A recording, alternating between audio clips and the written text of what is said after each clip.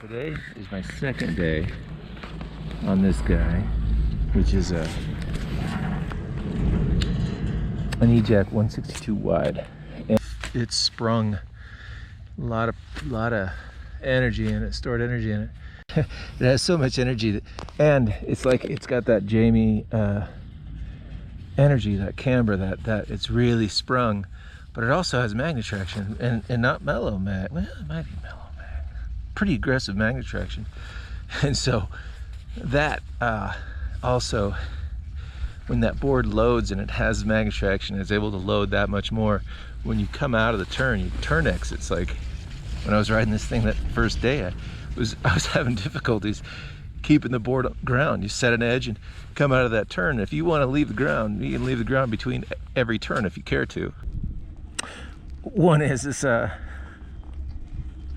you lay in trenches. I just took a pretty heated groomer run. You lay in trenches, and you understand magnet traction. You're talking about the leading edge of these bumps. They act as impact zones, right? When you have a board that's got a lot of taper and stiff, and that taper comes right to the nose, and when you're laying that trench, every wave of that magnet traction is making it deeper. This board is a little bit hooky. Like you can cut a trench so deep that when you want to exit out of it, you can feel that you're under the snow when you rotate the board onto the other edge in the back. It digs hard. It's pretty incredible. I ride switch 10% of the time that I ride a snowboard. I mean, I just don't bother with it anymore. What's rad about tapered boards, and this board is fucking rad at riding switch for a guy that rides directional most of the time, because the nose on this thing, when you're riding switch, the taper and the way it bites, it's like a nice comfortable run out, like you'd be in the front seat but you go on switch, or back seat going switch. It's a big nice flat carved line to ride out of stuff. It's pretty rad. That's what this board feels like. Everything's a jump if you want it to be. It's kind of cool. It's grown on me. It hasn't been for me for a while. I haven't thought I'd like it. As of the last couple of runs, man, it's starting to grow on me pretty heavy. I'm telling you what, like that E-Jack, that fucking board it's something, man. It's aggressive. I think that I would probably like it better with a little less taper in it. And I got to tell you, this thing is pretty important about that board, about the E-Jack, and that is the way the tail is shaped. The nose has got it a little bit too. You'd have to be like, been around for a while to remember the old Lamar Ranklet boards, where they had like the edge contact would come off, and then the board would continue to get wider, and it made like a weird, like, little mushroom tip and tail on those things, and they looked really, really cool. But when you rode them, they're really hooky, and because the edge contact comes off and then the board still gets wider. And the E-Jack in the back has got that a little bit, and what it does is it sometimes hooks you into the snow. Doesn't want to let you go when you're trying to be whipping turns around and stuff. So that's a real thing, that doesn't not exist. That's a real thing about that E-Jack that you should be aware of. It makes for a bigger shovel. Like as you're moving through the snow, it collects more snow, makes you a little more buoyant. But when you're hopping off a switch, doing half calves and crap like that, you gotta be really wary about where those when you ride a new board around, you're kind of tearing it down and you're lifting it up and you're pointing out good spots and bad spots, and you constantly, for me anyway, I'm just constantly measuring the board. And the one thing about this board is, if like the end of the other day and the second day, I just stopped thinking about it, I just started riding it, like just fucking ride it like you ride a snowboard.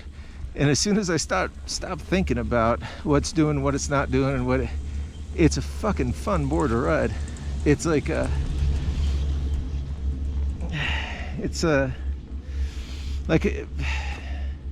in other Mervin boards, like the Skunk Ape is sort of my ATV.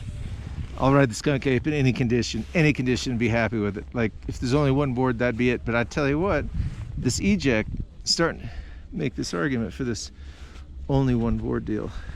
So this turn right here, and you literally almost leave the ground, not even meaning to. And, long turns, tight turns, it cranks them. And it does. This thing fucking cranks turns. You want a tight bottom turn, you got it. You need to let it run for a second, you got it. It's good. Taper's good that way when it's on a stiff board. Taper, when it's on a loose board, makes it really twitchy in the front. This is stiff enough not to get twitchy in the front. It's good. So today I'm riding that thing. This is what I gotta say about this board, man. For dudes that are riding the 62 wide, like, there's a lot of taper in it. I think it's probably designed back off center. The bolt packs, I mean, probably back off center at some point with this thing. I know they are a little bit, but they're not enough. This board could use, for a big dude, another set of T-nuts, or just move that whole rear T-nut set back. The bird, they say it's a Flexus 7, and they say this E-Jack is a Flexus 7. Yes, one of them's a 5 and one of them's a 7. I'm saying that the bird is it ain't a 7. If this is a 7, the bird ain't a 7. But it's like, and this is the other thing, you know what this board feels like to me, the 62 E-Jack wide. What it feels like to me is kind of a cross between a bird with the taper, that pretty dramatic taper, but the wood in it, the camber in it, the stiffness of it, it feels like kind of feels like a Jamie. Here, talking about that, what I refer to as the amount of take on a snowboard. How much does a snowboard take of snow if you're riding flat tube snow? Which means you look at it nose on down, and you're looking at the nose as the nose slopes up to you. How much square volume does the snowboard absorb while it's going forward? What is it taking to lift on? And what is the slope of the lift? Which means the early rise makes that lift mellower and easier, but it also makes for a longer nose that has different pressure when you're in deep snow in terms of its pushback. Or a low, knifey nose, you don't get a lot of pushback. Anyway, what's interesting about this E-Jack is it seems like it's got all the elements of the perfect snowboard, you know, like, and it, you know, in a way it kind of does, and it kind of is. The camber, like, it's got a ton of power, a ton of pop, and it pops you out. But when it bends, when a board bends real deep, that entry slope of the nose becomes steeper. You know, the board bends and the nose bends up higher, and the slope is right in between where I like it. Honestly, for me, I think if I trim down that nose about a ½ an inch, trimmed it down, reshaped it, then it would reduce the amount of take that it has. It wouldn't be quite so kicky when you get it deep, kicky when it wants to jump you out of the snow when you're deep. That's what I said earlier, you know, like, you think like, oh man, if they made the bird just a little bit stiffer, it'd be perfect. This is a bird. The E-Jack is kind of a bird, just a little bit stiffer. It's between like a titty fish and a bird. It's like a mix between those two boards, and it hits a lot of marks really, really well. Yeah. So yeah, the 62 wide E-Jack. It does not look like I am going to get a pow day on this thing before it goes away.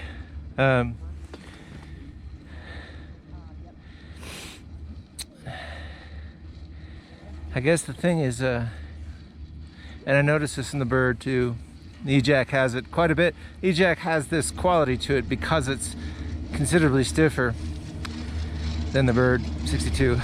And that is,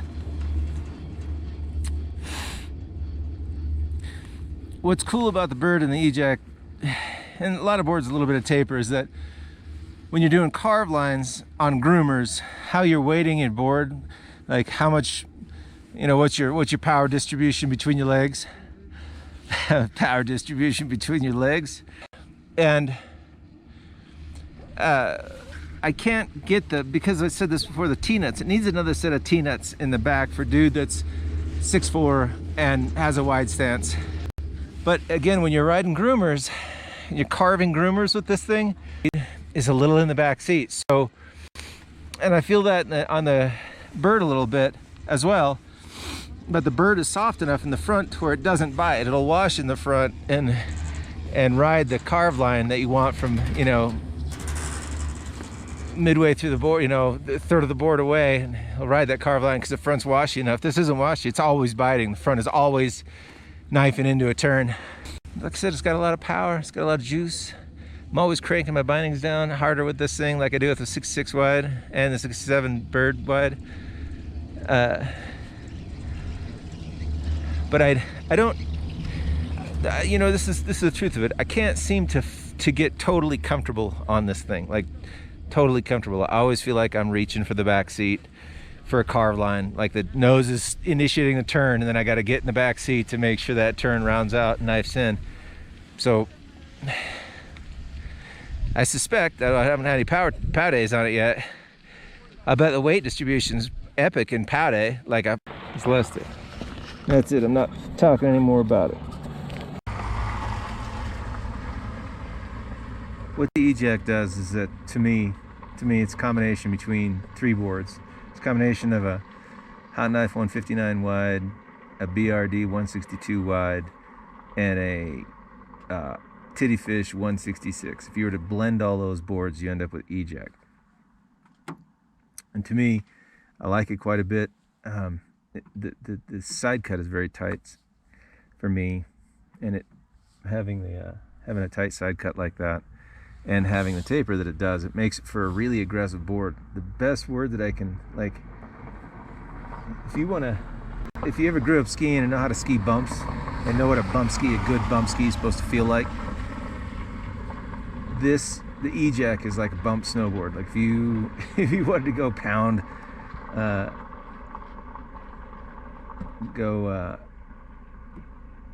bumps, tight little turns, braking, yeah, all of it, this is what that board does. It does big long turns just fine too, but like I said, the only downside I have on it is that I just feel like when you get on the hard pack, it's a little too much like the bird in that you're reaching for the rear end. Like the taper is in a way that where it lands and how it is, you know, you find yourself riding in the back seat like you would be in a POW. Like if you're riding a symmetrical board in POW where you're leaning back all the time, that's kind of how you're riding for me in this E-Jack, that you're kind of sitting in the back seat to make it turn. It's a little bit like the bird. It's just a little bit too much taper. It's too much taper for me. The magnet traction is real aggressive. The side cut is too much. It's just like and a lot of it has to do with shit. I'm old. Let's not fucking mince words. I'm an old bastard. And this board, like, man, if I was 25 again, I'd be riding that board. It POWs. I didn't get any chance to ride in the POW, but I get the idea what it's gonna do. You know, I get it. It's a good shape, man. It's good shape. But like I said, it does a job of three boards. It does a hot knife. It doesn't do a hot knife well. It doesn't do a bird that well. It doesn't do a titty that well. But it does them all. That's what this board is, a giant blend of those things. And I like it, but I just don't think I'm going to keep it. But if I was younger, and if you're a one board dude, like you're going to buy one board, do it all, and young and athletic, one board, do it all, young and athletic, this is the board you want to buy. For real.